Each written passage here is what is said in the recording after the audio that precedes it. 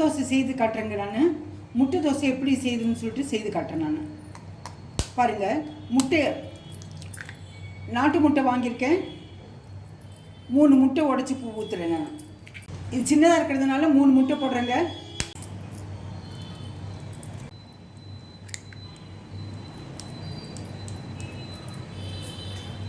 மூணு முட்டை போட்டு வச்சிங்களா? கொஞ்சம் வெங்காயம் போடுறேங்க. இதில் பாருங்கள், கொஞ்சம் வெங்காயம் போடுறேன். நான் வெங்காயம் கட் பண்ணி வச்சுருக்கேங்க. மிளகா 1 மிளகா போடுறேங்க. பாருங்கள், சன்னமாக கட் பண்ணி வச்சுருக்கேன், அதையும் போடலாம். இதில் கேரட்டு கொஞ்சம் துருவி இருக்கிறது போடுறேன். நான் அது ஒரு 1/2 ஸ்பூன் போடுறேன். கேப்சிகம் போடுறேன். கேப்சிகம் நல்லா பாருங்கள், ரொம்ப சன்னமாக இந்த சீவி வச்சுருக்கேன். நான் மெலீஸாக சீவி வச்சுருக்கேன். இந்த இதில் சீவி வச்சுருக்கேன். இதில் சீவினா நல்லா சன்னமாக வரும் பாருங்கள். அப்போ தான் கொஞ்சம் நல்லா திருப்பி போடுறதுக்கு வசதியாக இருக்கும். பெருசாக இருந்தாக்கா, நம்ம கட் பண்ணி வச்சுருந்தாக்கா திருப்பி போட்டாக்கா குண்டு குண்டாக இருக்கும், சரியாக வராது. அதனால் இந்த சீவி. கொத்தமல்லி தழை கொஞ்சம் போடலாங்க. அதையும் மெல்லிசாக கட் பண்ணி வச்சுருக்கேன் நான் சன்னமாக.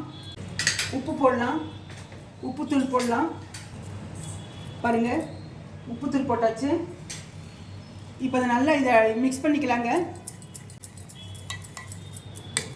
இல்லை வெங்காயம் எல்லாம் போட்டிருக்கு, இந்த கேரட்டு கேப்சிகம் எல்லாம் போட்டிருக்கு, கொத்தமல்லி தழையெல்லாம், உப்பு காரம் மிளகா பச்சை மிளகாலாம் போட்டிருக்கேன். ஒரே ஒரு பச்சை மிளகா தான் போட்டிருக்கேன். இப்போ தோசை ஊற்றலாங்க. தோசை ஊற்றிட்டு அதுக்கு மேலே இதை ஊற்றலாங்க. தோசை கல் வச்சுருக்க அடுப்பில் இல்லை குருமிளகு போடலாங்க. மிளகுத்தூள் பாருங்கள். இதை மூடி வச்சிடலாங்க. மூடி வச்சுட்டு அப்புறம் எடுத்து போடலாங்க.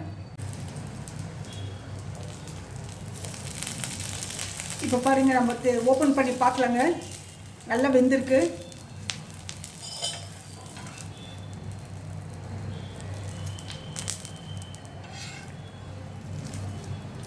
இது ஒரு தட்டில் வச்சுக்கலாங்க. இது தோசையை கூட ஒரு சட்னி வச்சுக்கலாங்க. சட்னி எவ்வளோ வேணாலும் வச்சு சாப்பிட்லாங்க. பாருங்கள்,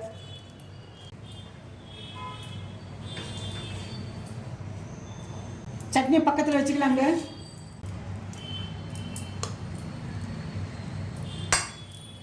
இந்த முட்டை தோசையை ஒரு தோசை தான் சாப்பிட முடியுங்க. இன்னொன்று வேணால் சாப்பிட்லாம், நல்லா சாப்பிட்றவங்க. இந்த ரெசிபி பிடிச்சிருந்தா லைக் பண்ணுங்கள், ஷேர் பண்ணுங்கள், சப்ஸ்கிரைப் பண்ணுங்கள். மறக்காமல் பெல் பட்டன் ப்ரெஸ் பண்ணுங்கள். அடுத்த ரெசிபியில் பார்க்கலாம்.